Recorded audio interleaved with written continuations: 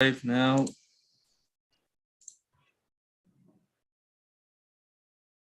Okay, great. Well, hello, and welcome to a new episode of the SuccessGrid podcast with your host Hussein Talib. My guest today is Matt May. He is the founder of. Just a minute.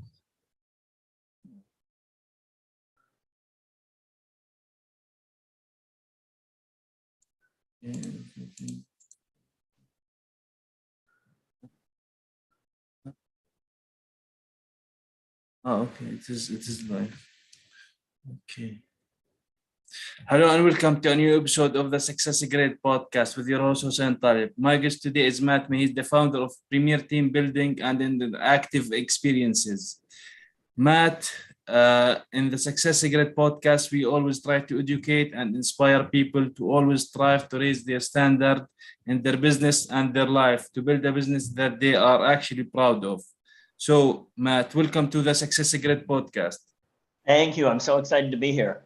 Awesome to have you here, Matt. So first, tell us a little bit about your story. Why did you choose to start a business involving building good teams, and especially we know that building teams sometimes can be difficult for some businesses or startups. Well, my background way a long time ago, as a kid, I was a camper and I went through counselor and training program for 3 years. And then I was a camp counselor for 2. When I went to college, I did a lot of development and a little bit of psychology, leadership training, did a lot of that stuff. And I went to college for business and theater. So after college, yeah, right. Kind of an interesting combination. So I always thought I wanted to do theater and or live entertainment, but I also really liked the leadership and the interactive experiences and whatnot.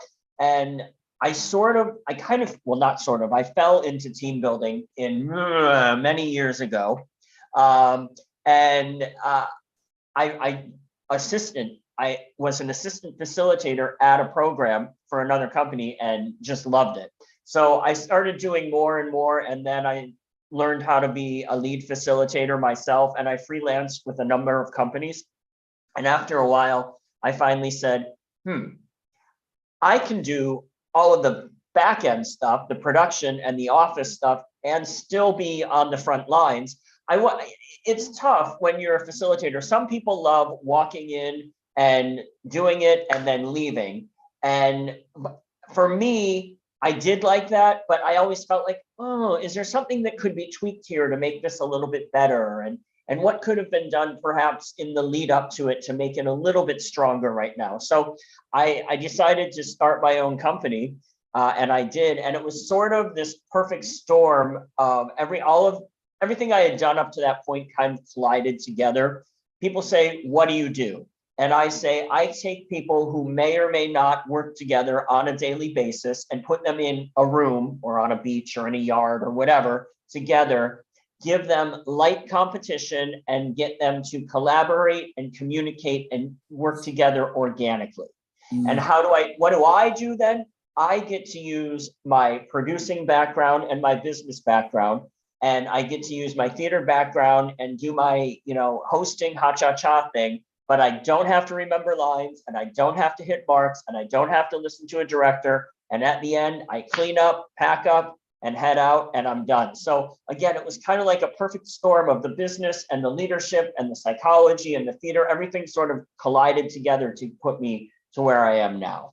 That's an amazing story, especially that you had apparently you have passion for multiple things. But team building, I think, especially for businesses now, is it something that you see from the people who you are working with? Is it something that they are struggling to do? Because having a great team to work with in business or in sports, having great teams to achieve certain things, there must be some certain elements that you are looking for the right people, right?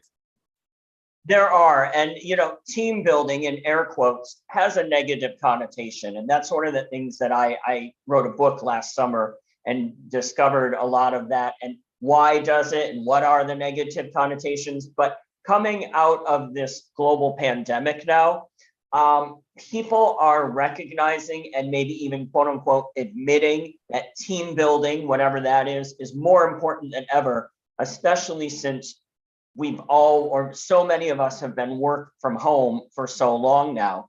I hear from a number of clients and potential clients and soon to be clients and whatnot. So many of them are saying, we have this first event, the first event in 2 years, or the first big event in 2 years or more. And half of our people have never met each other in person. They've only met each other on the phone or via Zoom or whatever your preferred platform is. So it's like, oh my goodness, yes. So they realize that it's so important to get people integrating and face-to-face connections. Look, we do virtual experiences. They are important. They're what got a lot of people through the pandemic, right? It was like, what can we do that's fun and different? Yeah, we're still looking at this screen again for another hour or two, but what can we do that's different and at least try to have some sort of interaction with someone other than our dog or our cat or our goldfish or our husband or wife or kids or whatever that we're cooped up with all day. So there's a place for that. But as people are coming out of this and getting back to face, there's something that you get from somebody, and I don't want to get to sound too mystical or whatnot, but from somebody's aura, or even just touching somebody, a handshake or a elbow bump or whatever. It's just that the human connection is so important. Yeah, it's totally different. Yeah. I don't remember what your initial question was. I guess that was it, that people are seeing how important it is. Okay, yes, to figure out. And a lot of people are having to learn how to work with people face to face again after not doing it for a year and a half, 2 years. And now with people they don't even know too. So what can we do, we being people like me or the company or the HR department or whatever, to help facilitate, to make it easier for people to start doing that and then continue to do it for the benefit, let's be honest, of the bottom line. So I'm not sure. I think it's Elon Musk who lately said that working remotely is not good for the business. So I assume that applies to certain businesses, but some people or certain businesses working remotely is good. Or what I mean is that it's accessible. It's not something that you have to be in person, but at the same time, like you mentioned, working in the same place, giving a handshake, giving a bump, joking around, you cannot. Well, maybe you can joke around when you are on a Zoom call or whatever, but it's still be different from being physically there. So the human interaction, like you mentioned, is very important. Absolutely. So yeah, so from your company and the people you work with, how do you see, is there a certain fear for people to work with teams? Are certain people anxious about working with other people, and how to deal with that if there is a certain situation like this? Well, the first answer is yes. The second answer of how is much longer, but I will do my best here. So yes, so team building, people have a feeling that it's a dirty word or a naughty word. And now I'm paraphrasing here. If you want to know the actual things, you'll have to look at my book. But I said, what do you think of when you immediately think of when you hear or read team building, whether you spell it one word or two? And I got some matter of fact answers.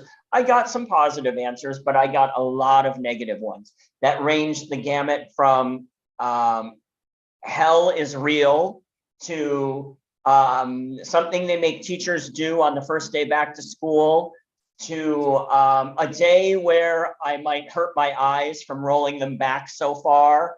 So, a lot of people have some very serious feelings about team building. And so then the question was, what's the best team building experience you ever had? And what's the worst? And why do you have such negative feelings for the people who do? And what I found in general is that it was negative experiences they had, whether it be a fear of heights or having to do something that another thing they have a fear of water, fear of drowning, paintball. A lot of people think paintball is what team building is. To me, it's not. To me, that's like a game you play, fine, but why do you want to shoot people with paint and put bruises on them? And where is the team camaraderie? You're basically every person for him or herself trying to take out everyone else except the people on your team if you're playing with the team.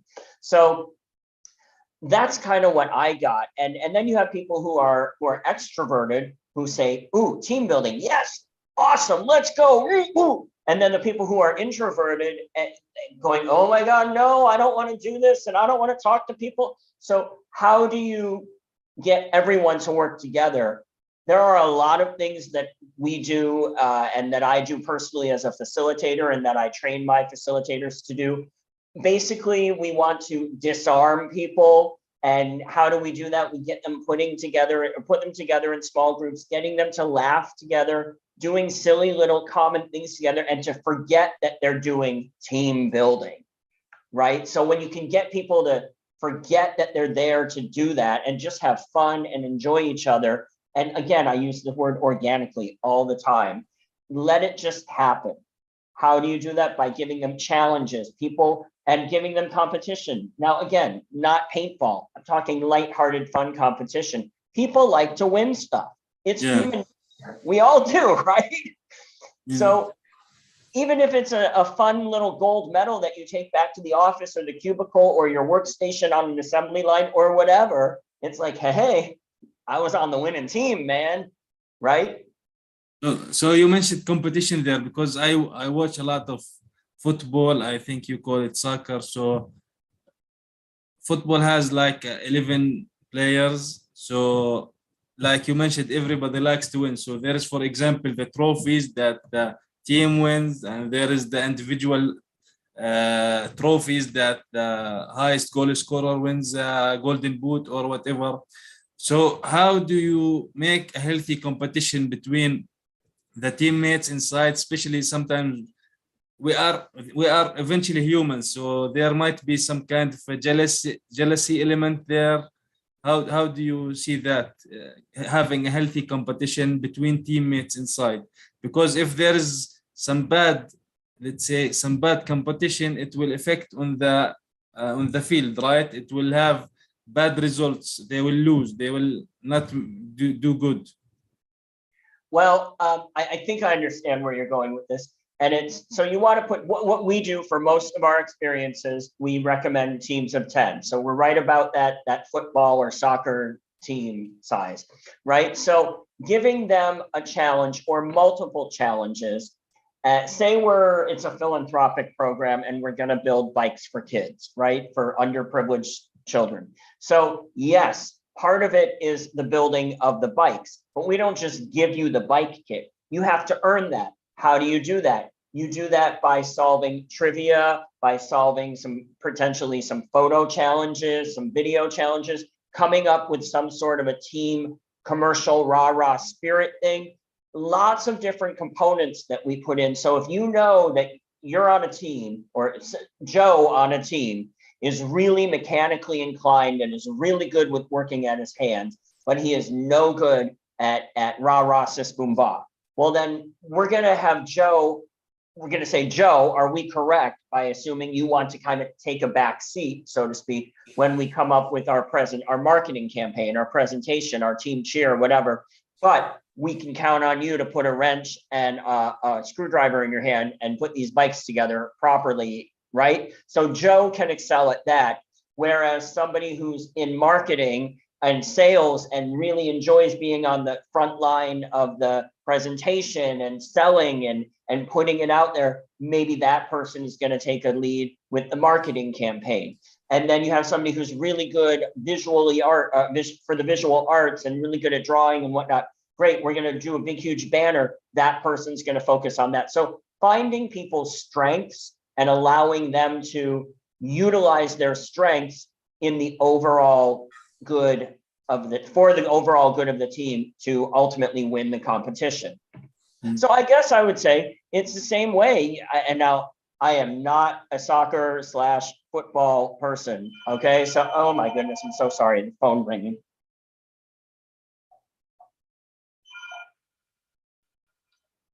So sorry about that. Of course that happens. It's a spam call. Somebody calling, selling something. I apologize. So again, I don't know football. All right. I do know that there's a goalie, and I know that there's probably offense and defense. I know that much, right? So if you have somebody who is really good at blocking, you're going to put them in goalie. But if that person hates being in the front and doesn't want to get a ball, in his feet to try to get it into the goal, you're not going to have that person play offense. Am I making any sense? I'm trying here. You're talking to an arts and entertainment guy trying to talk sports. So you are more into the entertainment All right, good. I passed. So yeah, with that, because like you mentioned, there are certain qualities in certain people, right? You want to put the let's say the right man or the right woman into the right place, I guess, right? It's like with any job, with anything in the world, that you want to try to do that, the right man or the right woman in the right place.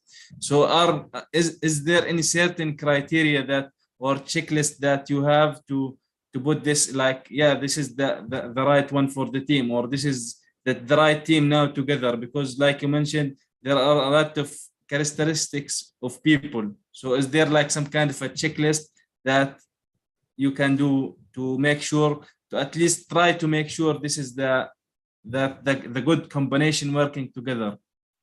There may be, and that is something that I would say the managers of the company who are my client, they got to figure that out on their own. What I do is take people who already do work together, right, and put them in a team, or divide them up into teams, or who don't work together and put them in teams. So the idea is to get people doing something out of the norm, and that is an opportunity then for a manager or a director or a C-level person to say, oh, wow, those people, I've never seen them work together, but in this situation, they did, boom, boom, boom, and brought out this whole new thing. I really want to take this back to the office or to the factory or to whatever, and pair them up more and let them try to collaborate more. So personally, I don't like the checklist idea. My feeling is, again, organically, put people together and give them a challenge, because one thing that sometimes clients want to do is they want to do a debrief. I totally get it. They want to find the value of what they just did, and they want to be able to quantify it and analyze it and everything. But we do it if a client really wants. However, I usually say, is this something you absolutely have to have? Here's why. After you've just done this, the end of the program, you're leaving everybody on a high. They've had fun. Maybe they're talking smack. Oh, we were robbed. That one point you beat us, They're having fun. They've just worked together. They've accomplished the task, whether they've come in first place or 14th place, right? They've had fun. They've done what they were supposed to do. They've communicated. They've collaborated. They've worked together. Let them go on that. Don't beat the dead horse, right? Because as soon as you say, okay, now we're going to sit down and analyze it, it's like, well, I don't know if the soccer game analogy would work, because I'm sure coaches are always trying to figure out, oh, what could we have done better? And that's a different scenario. But in my scenario, it's like, oh, don't make it like school. Let it be like recess. We had a good time playing. Let's see what this transcribes to back in the workplace. Yeah. So how do you think, or when do you think is the best times to do certain activities? Like, for example, meetings in corporations, they are mostly done when something goes like wrong, where the team is losing, the coach is yelling and screaming. So when is the best time to do these things? Should a business or an entrepreneur or whatever have a certain time or a time slot that this is our meeting every month or every week, or it's something that happens randomly when it's needed? Well, I think both are acceptable answers. I really do. Now, if it's, my hope is that, oh my gosh, this is needed. Great. this was a really, really great day or a really great experience for our team. We need to do this every quarter, every 6 months. Money is a factor. I get it. Don't get me wrong. One of my hopes is that companies that are continuing to have employees work from home, either part-time or fully, are going to use the money they may save in real estate. And it's not just office space. I mean, okay, so, well, we're still making people come in 2 days a week, so we still have to have the office space. Okay, but you're not using as much coffee. You're not using as much electricity. You're not using as many office supplies. People are not taking the pens and pencils for their kids at school, right? Let's be honest, it happens, right? If you give everybody a $10 monthly office supply allowance for home, great. They're not swiping the other stuff, and the toilet paper and all these things that people don't think about are business expenses, and they add up. So the money you're saving on that, I would hope, as well as the fact that we talked about before, getting people to have the human connection, companies will have a quarterly all hands meeting or a semi-annual all hands meeting. And yes, come together, let the big boss give a speech, do business stuff, but let's also do an entire team or an entire company team building, whether your company consists of 25 people total or 2,500 or more, right? Get everyone together. So your question, I don't have a specific answer. Either is correct. Now, when to do it within the confines of a conference, perhaps, that depends. A lot of people will say, we want to do it at the end of the third day to wrap it up, leave everybody on a high before they go home, before they catch flights, whatever. Okay, that works. However, in the circumstance, like I mentioned before, where you have 50% of your workforce, they don't know each other. Well, then my recommendation is do it on the first day. Do it right after breakfast. Do it after your CEO address. Do it after your keynote, whatever. Why? Because you get people collaborating and interacting immediately. You set the tone for the next 2-3 days, whatever your meeting or conference is. This is going to be fun. This is not what you're used to. We're all here together. Again, that we're all in it together. How many times have we heard that over the past 2 years? But really, it's true. So let's do that. It also serves the purpose because those people, if you don't know, if you're walking in, you're brand new to a company, what's one thing we all, I mean, I don't know how it is over in your area of the world, but I know over here, there's the whole, I don't know where to sit during lunch. I don't want to be with the mean girls. I don't know, right? You're laughing. So obviously this is a universal thing. Yeah, it is a universal thing because everyone has its geeks and the character, and some people there is the mean kids, and there is the very nice kids, and there is the so it's everywhere. Right. So if you do team building at the beginning, you at least know 9 other people that you've worked with that morning.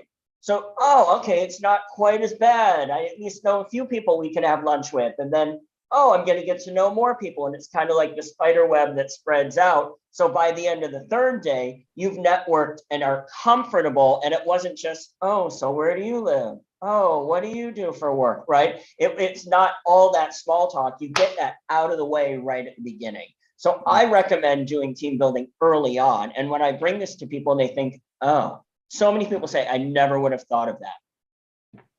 So let me ask you here, like, for example, when you mentioned, like, as an example, like 50% of the people who are working in the same place don't know each other. Do you think the culture of the business or the company or any culture is important in that place? Because if the company culture is spread to all people, to all employees, or to all the team or whatever, they should be in sync. But if the culture is not spread to people who are old employees or the new ones, for example, so how do you think culture is affecting that team building? I think culture, company culture affects look, everything ultimately. And when you're talking about business in whatever industry, when you're talking to the big wigs and the board members, they want to know bottom line. How is this affecting the bottom line? Company culture is very important. And, Google is a good example. And I don't mean to promote any particular company or bash any company. I'm just using a quick example that pops into my head.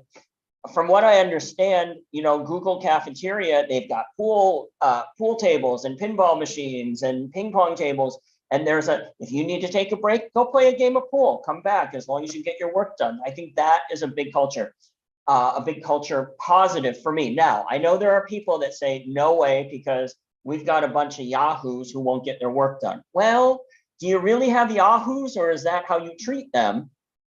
I don't know. And then this gets into business management models, and that's a whole nother discussion. But I think company culture is very important. I listened to a podcast episode recently, and I will give a shout out to Jordan Harbinger of the Jordan Harbinger Show. It was on his podcast. And I don't remember who it was, and I apologize, and I'm paraphrasing here, but it was something like the employees only start when they're a new employee, they only start on a Friday. If you're a new employee, you only start on a Friday at this company. And I wish I could remember the company name. And why? Because you do your orientation stuff in the morning and anything you have to do and kind of get to the work. And then after lunch, the new employee pushes around the snack cart around the office. And it has snacks and it has beer and wine and stuff. And yeah, Friday afternoon, you can have a beer if you want, or a little glass of wine, whatever. But this new person is the one delivering the goods, if you will. And it allows this person to, now, I'm sure they're not going to remember everyone's name, but at least meet these people. And this person is the hero bringing around the Friday afternoon snack cart, right? I mean, I wish I had thought of something like that. I think it's a brilliant idea. So that's a company culture thing. That is a little thing so what you're the brand new guy, when you leave, you're like, oh my gosh, this is a great company. I can't wait to go back to work on Monday. And I want to say they also give the new guy a gift certificate to go to dinner or something that weekend to celebrate their first day, I think. So my gosh, talk about company culture.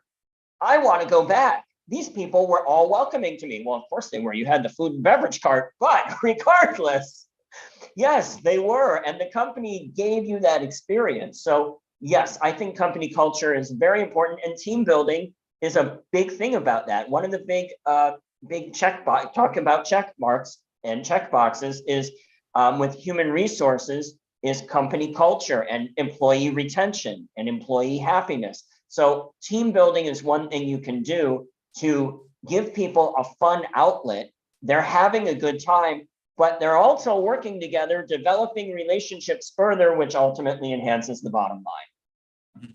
That was an answer to your question. How important do you think like personal relationship between employees can affect the business forward? Because if there is some bad relationships between employees, and especially between an employee and higher people, managers, for example, it might, a certain day, it will come to a day where they can't work with each other anymore. So how do you prevent these cases from happening in the first place? Well, look, I don't mean to be negative, but the realistic part of me says sometimes people just don't get along and they can't be together. And in that case, you got to separate them.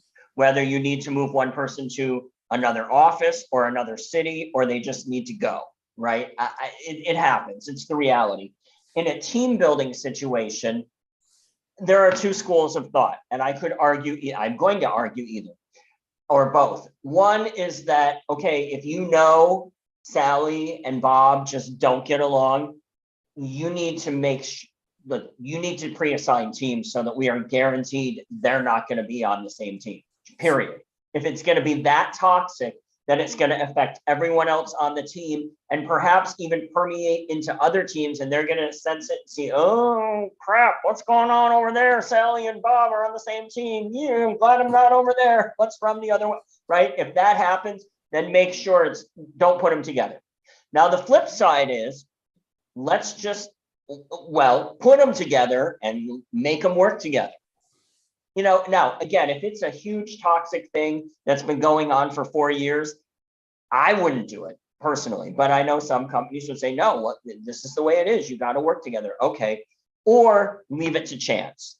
And in our experiences, we tell people, you can predetermine teams. You can have us predetermine teams on a list with a list you give us, or we'll do it randomly at the beginning. And we have a triple top secret mathematical NASA approved method that we use. And I can't tell you what it is right now, and it's totally random. It's actually not that special. I mean, it's fun, but I'm not going to tell you what it is, but it makes it's totally random. It just is the way it is. So maybe Sally and Bob are going to wind up on the same team, and maybe they're not. Are they or aren't they? So from my experience, from what I see, it's like you mentioned, some companies force you to, if there is some certain bad relationship with certain people, they force you eventually to work together because you have to put the personal issues aside. You're here, you come to a certain place to actually work. It's not that, oh, I don't want to work with him or I don't want to work with her. It's like you have to do the job that you are assigned to. So I think that eventually is not going to lead anywhere good. Maybe it can hold on for a while, but not for the long haul, I think. Mm-hmm. Yeah. So do you think there is something we missed talking about team building? Oh, well, I could go. Don't open up that can of worms because we'll be on here 3 hours later and I'll still be going on and on. We covered a lot of the big things. I talked about doing it first, making it fun. I think I haven't specifically said this, but again, competition, lighthearted, let people fun. One of my catchphrases is take off the sport coat, take off the tie if you're in a industry or a business setting like that. Take off the skirt. Don't take off the skirt. That sounds wrong. Take off the pumps. You know what I mean? I want you to come in and I want you to regress back to kindergarten, right? Just have a good time. One thing I have found in my years doing this is when you give people permission to play, and not only give them permission to, but give them a job to do where they actually have to be creative and or play and or get on their hands and knees and build something, they will. But adults, and I don't know if this is a US thing or a global thing, where we tend to put ourselves in boxes, or we're put into boxes, whether it's a family, the relationship that we have with a partner or a parent or a child or a boss or a colleague or a principal in school or a teacher. We play these roles and define them. Well, I break it down, have a good time, just go and play, making it fun. Mary Poppins, Disney movie, it's been all over the world in how many hundreds of languages. What does she say? In every job that must be done, there is an element of fun. You find the fun and snap the jobs again. Well, we spend so much time working in our lives. Why shouldn't we have a little bit of fun? Why shouldn't it be pleasant? Yes, it's work. It's called work for a reason. But if you enjoy what you do and enjoy the people you do it with, or at least can appreciate them, and once in a while, every 4 months, have an afternoon where you do something totally different, my goodness. But that goes back to company culture right there. It's going to make things a lot more pleasant. Yeah. So would you say, is there one takeaway for people to take from this episode? Or is it just having fun while doing work, for example? Well, I think, I hope I've covered a few things. And one is that team building is not a bad word, and it shouldn't necessarily have a negative connotation. If it's done right, it shouldn't. Hopefully I've given you a few snippets of what positive team building entails. Yes, it should be fun. When to do it based upon the people. Hopefully breaking down the fear and anxiety. All right, hold on, maybe it's not going to be so bad. I can play to my strengths. I don't have to do something that I don't think I'm good at. So there's 5 takeaways. I hope I hope people got that. Yeah. Well, thank you, Matt. Where can people get in touch with you? The best place is at our website, which is premierteambuilding.com. We are based in the US, but we we work globally and I love to travel. So there's a really good chance if you're out of this, or even in the States, that I'm going to be your facilitator too, because there's a lot of places I haven't been that I want to go to. So premierteambuilding.com, that'll tell you all of our social media links, and there's a contact form to get in touch with me there. Awesome. Well, thank you, Matt, for being here today with me on this episode of the SuccessGrid podcast, talking about team building and having fun while working with other teammates. Thanks for having me.